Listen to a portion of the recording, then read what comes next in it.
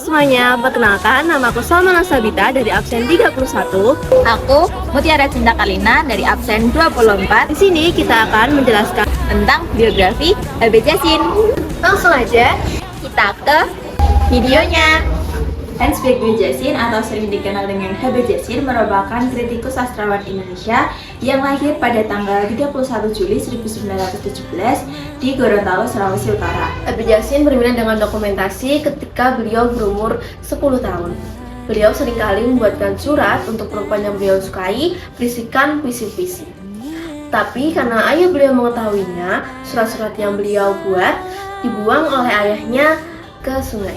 Orang tua Jasin memiliki karakter yang berbeda, yakni dijelaskan bahwa sang ayah memiliki karakter yang tegas dan ibunya yang memiliki karakter lemah lembut dan baik hati. Waktu masih kecil, Jasin diminta oleh ayahnya untuk bersekolah kepada teman ayahnya. Selama 1 tahun, Jasin bersekolah kepada teman ayahnya, melihat kemampuan Jasin yang mudah mengingat dan juga menangkap apa yang diajarkan. Ketika di Gorontalo didirikan HIS atau Sekolah Dasar Khusus Pribumi di zaman Belanda, Jasin langsung masuk ke kelas 2. Sejak anak-anak, Jasin suka membaca. Awal kebiasaan Jasin suka membaca dikarenakan disuruh oleh ayahnya. Ayahnya yang sering menyuruh Jasin untuk membacakan koran untuknya. Dengan begitu, Jasin terpaksa untuk belajar membaca. Di sekolah, Jasin belajar bermacam-macam hal, terutama mengarang. Setiap selesai liburan, Bapak dan Ibu guru memberikan tugas kepada murid-muridnya untuk membuat karangan tentang apa saja yang dialami selama liburan. Beberapa kali Jasin mendapat pujian dari Bapak dan Ibu guru tentang karangannya. Sejak saat itu, Jasin dikenal sebagai murid yang pandai mengarang. Setelah tamat sekolah di Gorontalo, Jasin melanjutkan bersekolah di Medan. Di Medan itulah Jasin bersekolah di HBS. HBS adalah sekolah menengah pertama di zaman Belanda. Di Medan itulah Jasin bertemu oleh Chairul Anwar. Selain bertemu oleh Chairul Anwar, Jasin juga bertemu oleh Adi Negoro, yaitu wartawan terkemuka saat itu. Ketika Jasin bertemu dengan Adi Negoro, Jasin pun berminat untuk menulis berita dan bertamu ke rumah Adi Negoro. Dengan melihat semangat dalam diri Jasin, Adi Negoro pun menyuruh Jasin untuk langsung mempraktekannya. Jasin pun menyanggupi dan datang ke kantor Adi Negoro pada hari itu juga.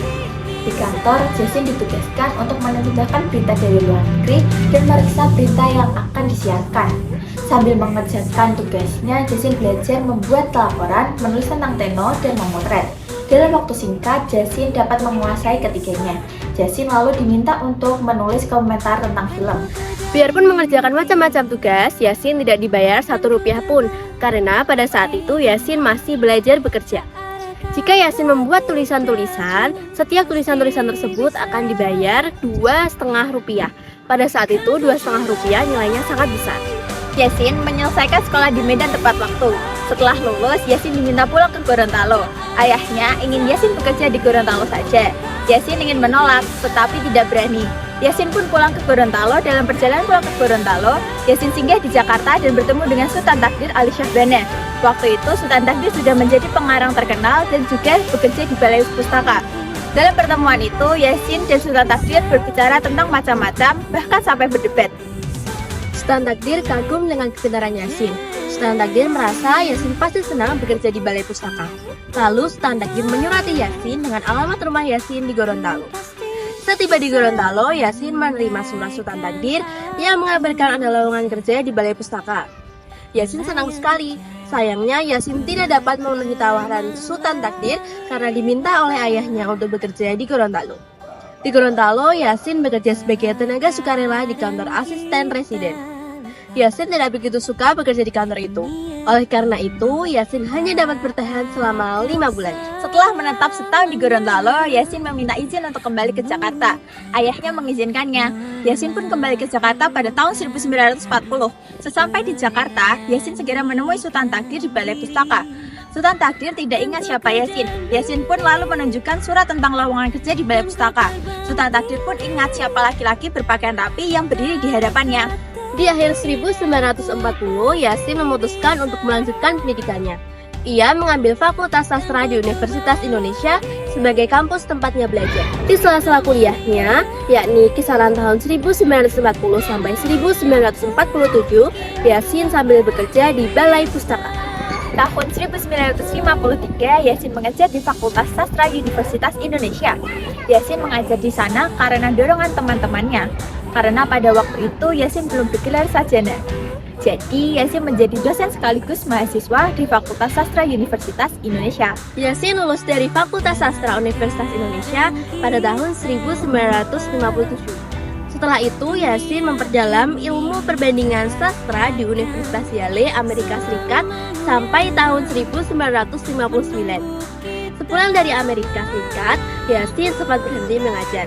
Tetapi 2 tahun kemudian kembali mengajar di Fakultas Sastra Universitas Indonesia yang hanya sebagai pembimbing mahasiswa untuk menyusun skripsi.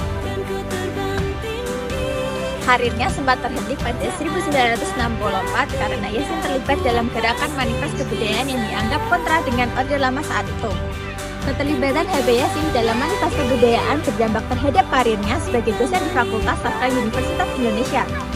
Ia diberhentikan karena dianggap bertentangan dengan semangat Lembaga Kebudayaan Rakyat atau LEKRA. Namun, terhitung sejak tahun 1973, ia kembali mengajar dan tercatat sebagai lektor tetap pada perguruan tinggi yang sama hingga pensiun. Penghargaan yang pernah diterima HB Yasin yaitu sebagai berikut ini. HB Yasin meninggal pada 11 Maret tahun 2000 di Jakarta. Meninggalkan mimpi yang belum pernah terwujud, yaitu mengembangkan pusat dokumentasi sastra miliknya menjadi pusat dokumentasi sastra dunia. HB Yasin pernah percaya bahwa sastra Indonesia memegang peranan penting dan banyak menjadi rujukan sehingga suatu saat Indonesia dapat menjadi pusat sastra dunia. Yang terakhir yaitu nilai-nilai keteladanan yang bisa kita ambil dari HB Yasin, yaitu pantang menyerah, bertanggung jawab, bekerja keras, menghormati kedua orang tua, peduli sosial, tekun, dan kreatif. Baik, terima kasih. Sekian video dari kami, semoga bermanfaat. Kami tutup. Wassalamualaikum warahmatullahi wabarakatuh.